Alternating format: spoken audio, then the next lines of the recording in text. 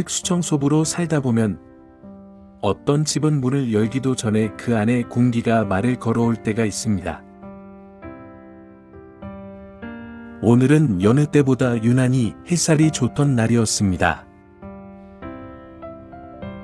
하지만 제가 도착한 원룸 1층의 창문은 그 따스한 햇살을 거부하려는 듯 검은 시트지로 꼼꼼히 가려져 있었습니다. 오늘 제가 만난 사연은 이제 막 30이 되었을까 싶은 한 청년의 마지막 흔적입니다. 방 안으로 들어서자마자 저를 맞이한 건 희귀한 탄내와 함께 방바닥 여기저기에 흩어진 까만 그을음이었습니다. 그는 연탄을 피워 생을 마감했습니다. 방바닥 곳곳에는 타담한 연탄재와 몇 번이고 다시 불을 붙이려 애쓴 흔적들이 고스란히 남아 있었습니다. 그는 단번에 떠나지 못했습니다. 여러 번의 시도, 그리고 그 과정에서 겪었을 육체적 고통보다 그를 더 힘들게 했던 건 죽으려는 의지와 살고 싶은 본능 사이의 처절한 싸움이었을 겁니다. 그 지독한 우울증이라는 늪이 결국 청년의 마지막 손잡이를 놓게 만들었습니다.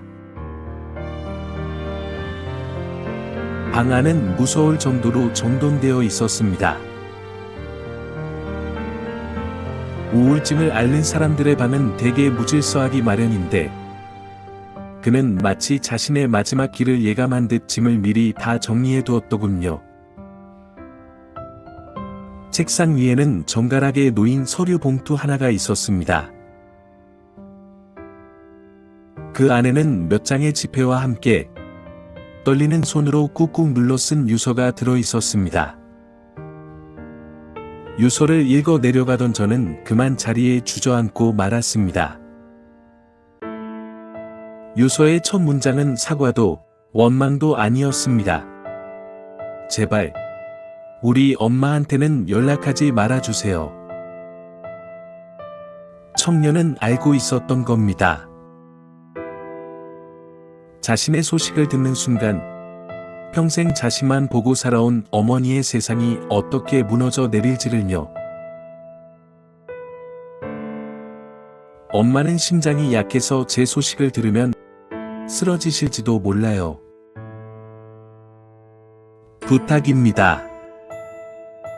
큰형한테 연락해 주세요. 그 옆에는 형의 전화번호와 함께 형에게 남기는 짧은 부탁이 적혀 있었습니다. 형, 미안해. 엄마 잘 부탁해. 나 찾지 마. 죽음을 결심한 그 순간까지도 그가 끝내 놓지 못했던 건 자신을 괴롭히던 우울의 무게가 아니라 남겨질 엄마에 대한 걱정이었습니다. 저는 청소를 시작했습니다. 창문에 붙은 검은 시트지를 떼어내자 눈부신 햇살이 비좁은 원룸 안으로 쏟아져 들어왔습니다. 이 밝은 빛을 그는 왜 그토록 거부해야 했을까요? 방 전체의 탄내를 지우기 위해 약품을 뿌리고 문지릅니다. 바닥의 그을음을 닦아낼 때마다 이 청년이 밤마다 홀로 삼켰을 눈물과 한숨을 닦아내는 기분이 들어 자꾸만 손끝이 떨렸습니다. 우울증은 보이지 않는 감옥이라고들 합니다. 창문 밖으로 지나가는 사람들의 웃음소리, 1층이라 더 가깝게 들렸을 아이들의 유쾌한 소음들, 그 평범한 일상이 이 청년에게는 얼마나 먼 나라의 이야기처럼 들렸을지 감히 짐작조차 할 수 없습니다. 유품을 정리하던 중 싱크대 밑에서 작은 상자 하나를 발견했습니다. 그 안에는 어머니가 보내준 듯한 밑반찬 통들이 깨끗하게 설거지된 채 담겨 있었습니다. 그는 엄마가 보내준 음식을 먹으며 무슨 생각을 했을까요? 맛있게 먹었다는 전화 한 통을 걸면서도 속으로는 미안해, 엄마. 나 너무 힘들어. 라는 말을 수만 번은 더 삼켰을 겁니다. 엄마의 정성이 담긴 그 반찬통들을 참아 버리지 못하고 마지막까지 깨끗이 닦아 보관했던 그 마음이 너무나 아릿하게 다가왔습니다. 현장에 도착한 큰형님의 모습이 아직도 눈에 선합니다. 동생의 유서를 읽으며 어깨를 들썩이며 소리 죽여 울던 그 뒷모습.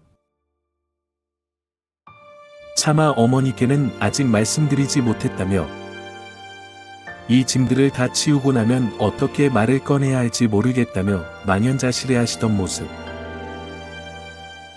죽은 동생의 뜻대로 어머니를 지켜야 한다는 책임감과 하나뿐인 동생을 지키지 못했다는 죄책감이 그분의 얼굴에 뒤섞여 있었습니다. 작업을 마치고 텅 빈 방을 나옵니다. 이제 탄내도 그름도 사라진 깨끗한 방입니다. 하지만 이 방에 잠시 머물다 간 한 청년의 고통과 마지막 순간까지 어머니를 사랑했던 그 마음은 제 마음속에 지워지지 않는 낙인처럼 남았습니다. 이 사연을 듣고 계신 여러분, 혹시 주변에 유난히 말이 없어지거나 혼자만의 동굴로 숨어드는 이가 있지는 않나요? 우울증은 의지의 문제가 아닙니다. 그저 마음이 감기에 걸린 것이고 혼자서는 빠져나오기 힘든 깊은 구덩이에 빠진 것뿐입니다. 그들이 가장 필요로 하는 건 대단한 조언이 아닙니다. 그저 곁에 있어 주는 것. 내가 어떤 모습이든 나는 너를 사랑한다는 무조건적인 지지. 그 한 줄기 빛만 있어도 사람은 다시 일어설 힘을 얻곤 합니다. 오늘 이 사연의 주인공인 청년이 하늘나라에서는 더 이상 숨지 않아도 되는 햇살 가득한 곳에서 편히 쉬기를 진심으로 기도합니다. 그리고 홀로 남겨진 어머니와 형님의 마음에도 잔잔한 위로가 닿기를 바랍니다. 여러분, 오늘 하루도 참 고생 많으셨습니다. 여러분의 삶이 때론 무겁고 힘들더라도 여러분은 누군가에게는 목숨보다 소중한 존재라는 사실을 잊지 마세요. 내일은 오늘보다 조금 더 따뜻한 안부를 나눌 수 있는 하루가 되시길 바랍니다. 특수청소부의 사연을 듣고 싶으신 분들께서는 구독과 좋아요를 눌러주세요.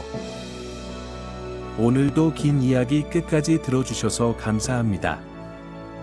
여러분의 매일매일이 외롭지 않고 따뜻한 온기로 가득하길 진심으로 기도하겠습니다. 지금까지 특수청소부의 기록이었습니다. 삼가 고인의 명복을 빕니다.